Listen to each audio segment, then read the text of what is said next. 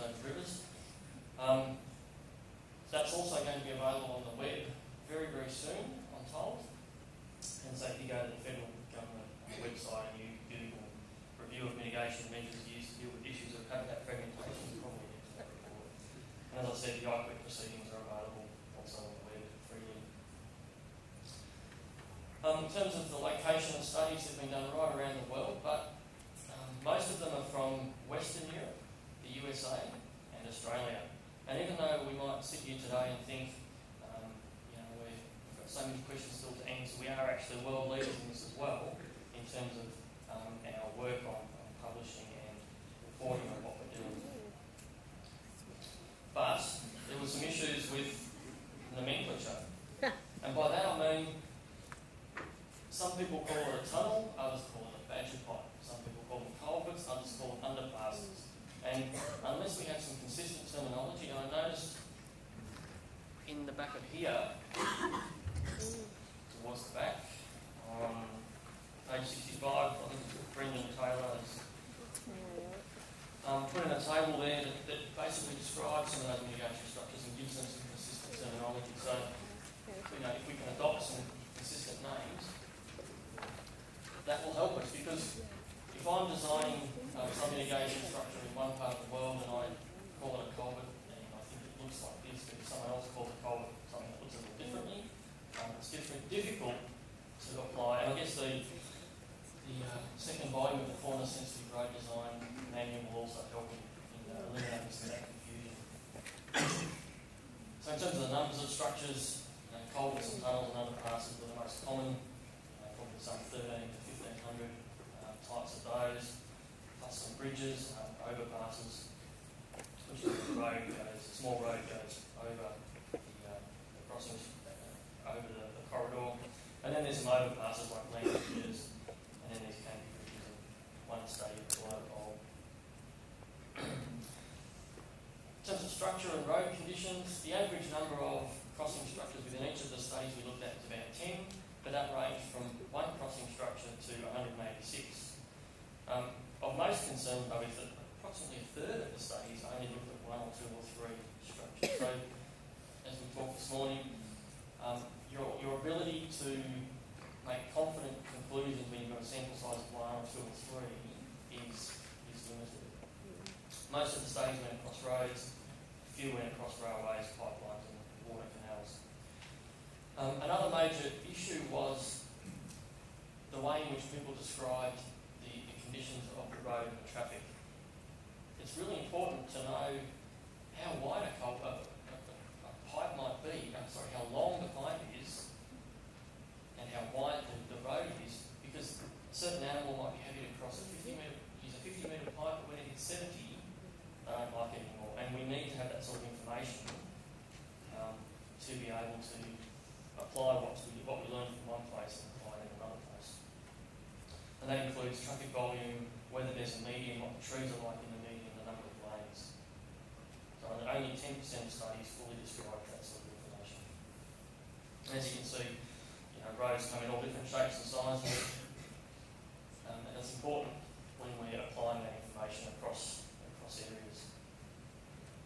The actual design of the study, as we've heard already today, the rate of use is the primary thing that we measure, basically cameras or footprints.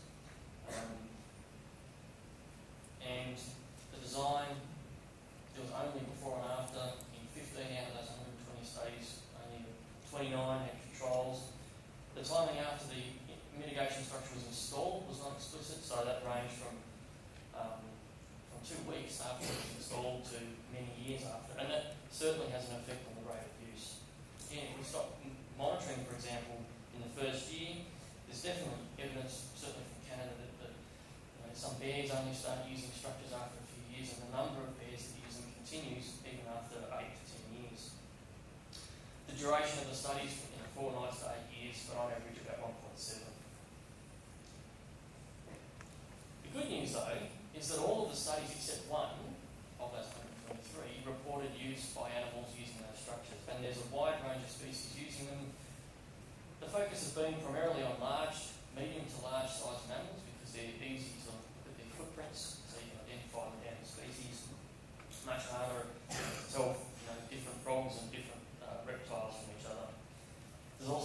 small mammals and some invertebrates that use these things. And the review clearly demonstrated that for that individual animal at the time, the crossing structure was a useful thing and it was effective for that animal at the time. And there's just a range of nice photos. 98 of the studies, so about 3/4, evaluated some aspects of the factors that influence the rate of use of these structures. And there's some general trends like the more open the structure is, the better, the less human activity, the more, the higher the frequency of crossing, the more vegetation you have, and the more natural it is, the higher the rate of crossing. But of that 100-odd studies, only 25% actually had some quantitative way of relating use to some of the characteristics of those structures. So basically 75% is just people maybe eyeballing the data or using their expert judgment to make some claim about what is better and what is worse. Not to say that that's not appropriate, but it certainly lacks some of the rigour that I think we need to be able to keep moving forward. And the other thing which I think Edgar mentioned as well this morning, less than half of them actually estimated or assessed the presence or abundance of animals in the adjacent habitat. And I think it's really important that if we're talking about rates of crossing, we need to know how many animals are on the side that could potentially be using it, and that from that we can be estimating some sort of expected rate of crossing based on population densities.